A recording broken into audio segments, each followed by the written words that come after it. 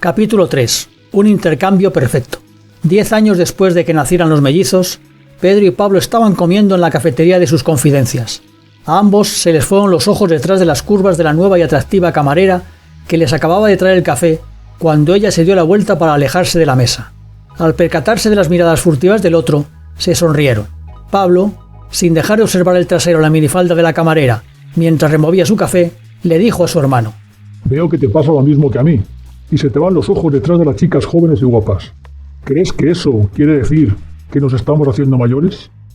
Seguramente tenga razón, le respondió su hermano, tras pensárselo un poco.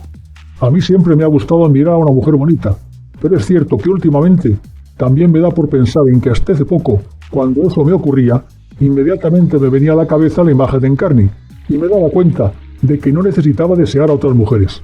¿Te pasa a ti lo mismo, hermano?, insistió Pablo. Vaya, parece que nos hemos levantado hoy con pensamientos existencialistas revoloteando en nuestra cabeza, contestó Pedro.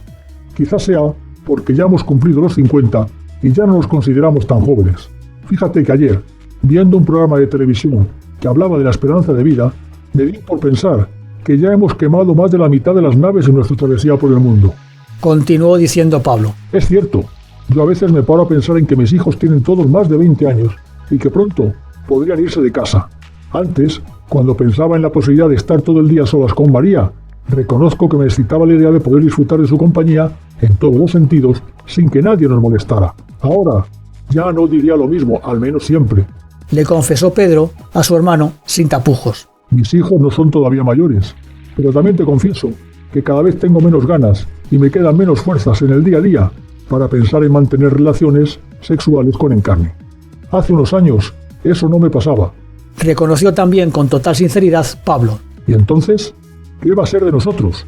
¿Tenemos otra opción que no sea resignarnos?, preguntó abiertamente Pedro.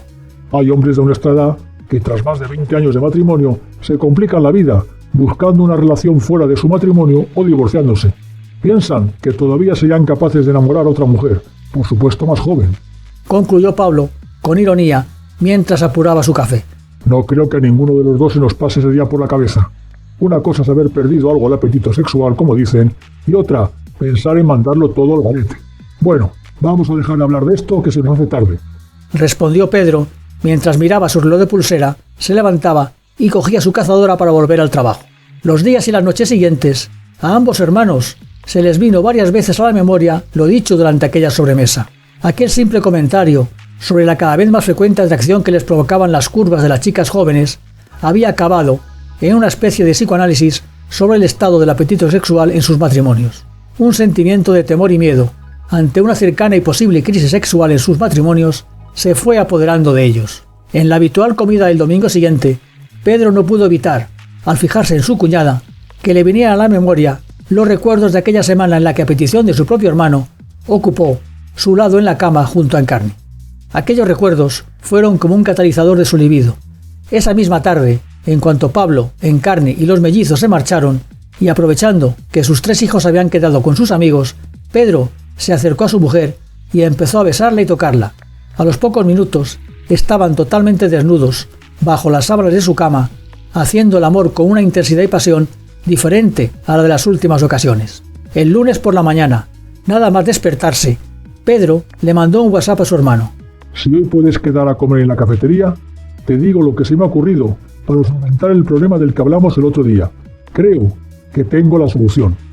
Inmediatamente sonó un pitido en su móvil que le hizo pensar que Pablo ya le estaba respondiendo, y vio la siguiente respuesta. ¿De qué problema me hablas? Algo contrariado, tecleó un nuevo mensaje. No me tomes el pelo y no te hagas de nuevas. Estoy hablando de cómo evitar que nuestros matrimonios corran el riesgo de irse a la porra. Esta vez no hubo respuesta inmediata, aunque el WhatsApp de su hermano mostraba el texto escribiendo. Por fin, le respondió.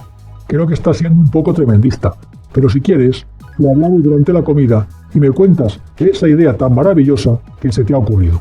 Pedro se enfadó porque su hermano negara la existencia de un problema cuando unos días antes lo había reconocido abiertamente. A la hora de comer, cuando Pedro apareció por la cafetería, vio a su hermano esperándole. Se fue directamente hacia él y se sentó. Casi sin saludarle, empezó a hablarle en un tono algo enfadado. Escúchame bien y no te rías. Lo que te voy a proponer es importante, y harías bien en tomártelo en serio. Bueno, vale, no te pongas así. Le respondió Pablo tratando de calmarle. Para que lo sepas, ayer disfruté del sexo con María como hacía mucho que no me pasaba. Le soltó Pedro a su hermano sin más. ¿Cómo dices? ¿Por qué me cuentas eso? Le respondió Pablo. Pues porque creo que te interesará saber cómo lo logré. ¿Te tomaste una Viagra? Le dijo Pablo soltando una sonora carcajada. No, simplemente me pasé toda la comida mirando a tu mujer y recordando aquella semana en la que me pediste que me la... Afortunadamente, fue capaz de controlar su enfado y no completó la frase. ¿Cómo te atreves? Le respondió Pablo, mientras parecía que iba a levantarse para irse a por su hermano, pero finalmente no lo hizo. Hubo unos segundos de silencio en los que ambos hermanos no dejaron de mirarse de manera desafiante. Por fin, Pablo le dijo. No sé muy bien a dónde quieres llegar. Verás, creo que necesitamos buscar algún estímulo que nos haga recuperar las ganas de disfrutar de nuestro matrimonio. No pongo en duda que a día de hoy consideremos que somos felices, pero si empezamos a descuidar la faceta sexual, antes o después entraremos en una crisis de consecuencias imprevisibles. No pudo seguir porque su hermano le interrumpió. ¿A qué te refieres con un estímulo? Preguntó Pablo remarcando la última palabra. Ya te lo he dicho, a lo que me pasó ayer. Necesitamos tener algo que nos haga desear. Y le empezó a hacer gestos para que entendiera a lo que se refería. ¿Me estás diciendo que tu estímulo para acabar haciendo el amor con tu mujer sería pensar en la mía? Replicó Pablo con incredulidad y volviendo a enfadarse. Sí, y no solo pensar. Escúchame bien y no te alteres hasta que me acabe de explicar. Dijo Pedro y se calló hasta que vio asentir a su hermano con la cabeza. No te lo he dicho nunca, pero aquella semana famosa en la que me pediste lo que tú ya sabes, tuvo un efecto colateral en mi relación con María. Los días siguientes a mi supuesto regreso del curso, disfruté con ella como hacía tiempo que no me pasaba. Ayer se repitió la historia, aunque esta vez no me hizo falta acostarme antes con Encarni. ¿Entiendes a lo que me refiero? Acabó preguntándole. Tras un silencio, en el que Pablo pareció estar asimilando lo que acababa de oír, le respondió. Yo tampoco te he dicho esto antes, pero te confieso que a mí me pasó algo parecido. Los días posteriores a la recuperación de mi papel en mi matrimonio, yo también experimenté sensaciones nuevas en mis relaciones íntimas con Encarni, y que luego no he sido capaz de volver a repetir. Fíjate que hasta llegué a pensar que gracias a lo ocurrido en aquellos días tras tu suplantación, no fuera del todo imposible que yo, y no tú, dejara embarazada a mi mujer, al menos de alguno de los mellizos. Pedro se asombró mucho de lo que estaba oyendo, y, tras quedarse callado por un buen rato, le dijo. Pues me lo estás confirmando.